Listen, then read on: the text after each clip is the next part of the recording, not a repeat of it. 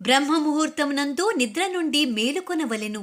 ఉదయం సాయంత్ర సమయం నందు స్నానం ఆచరించవలెను. మలమూత్ర మార్గములను పాదములను ఎల్లప్పుడూ శుభ్రముగా ఉంచుకొనవలెను.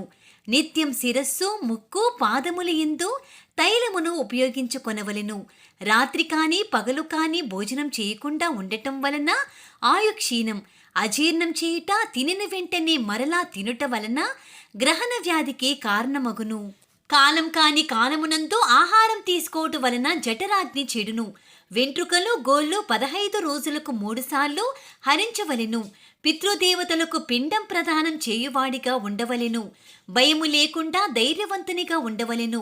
భయము కలుగుటచే రోగములు ఉద్భవించును. పెరుగునందు 4వ వంతు నీరు చేర్చిన ఆ మజ్జిగను త్రాగవలెను.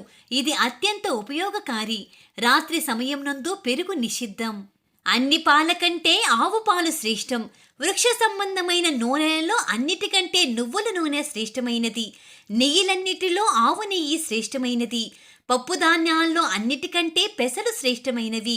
ఆకుకూరలలో పాలకూర శ్రేష్టం. దుంపజాతుల్లో అల్లం శ్రేష్టం. ఫలములలో ద్రాక్ష శ్రేష్టం. ఉప్పులలో సైంధవ లవణం శ్రేష్టం. చెరుకు నుండి తయారవు బెల్లం శ్రేష్టం. మినుములు అతిగా వాడరాదు. వర్షాకాలం నందు నదులయందు ఉండు వర్షపు నీరు ప్రకృతి హితం కాదు. గొర్రెపాలు గొర్రె నెయ్యి వాడటం ఏమాత్రం మంచిది కాదు. దుంపల యందు బంగాళదుంప అతిగా వాడరాదు. మలమూత్ర వేగములను ఆపరాదు. ఆహారం అరగనప్పుడు ఉప్పు నీటిలో వేసి తాగిన ఆహారమును ద్రవరూపంలో మార్చి ఆరగించును. హృదయముకు మేలు చేయటంలో ఆమ్లరసం శ్రేష్టమైనది. స్నానం శ్రమని తొలగించడంలో శ్రేష్టమైనది.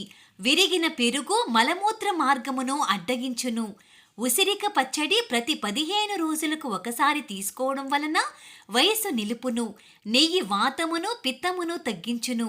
నువ్వుల నూనె వాతమును శ్లేషమును తగ్గించును. తేనె శ్లేషమును పిత్తమును తగ్గించును. కరక్కాయ ఎల్లకాలములలో వాడుకొనవచ్చు. ఇంగువ వాతమును కఫమును తగ్గించును. ఆహార దోషములను కడుపు నుంచి మలరూపంలో బయటకు తోసివేయును. జఠరాగ్ని వృద్ధి చేయును. ఒలవలు ఆమ్లపిత్త వ్యాధిని కలగచేయును. మినుములు శ్లేష్ణముల పిత్తమును వృద్ధి చేయును. అరటిపండు పాలతో మజ్జిగతో తినకూడదు, హానికరం. నిమ్మకాయ పాలతో పెరుగుతో మినపప్పుతో కూడి తినకూడదు. పాలు త్రాగడానికి ముందు గాని పాలు తాగిన అనంతరం గాని నిమ్మరసం వాడరాదు. ఆహారానికి ముందు వ్యాయామం చేయవలెను. వ్యాయామం వలన శరీర భాగములు స్థిరత్వం పొందును. బ్రహ్మచర్యం ఆయువును వృద్ధి పొందించును.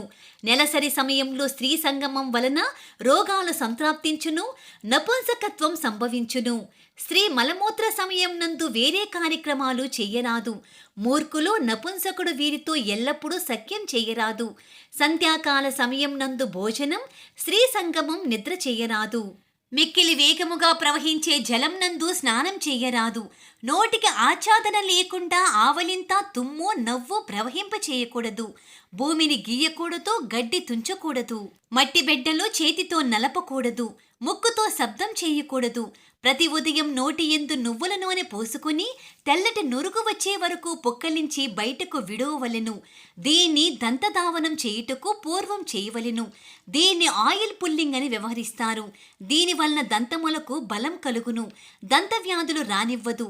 నములు వానికి రుచి తెలియదు.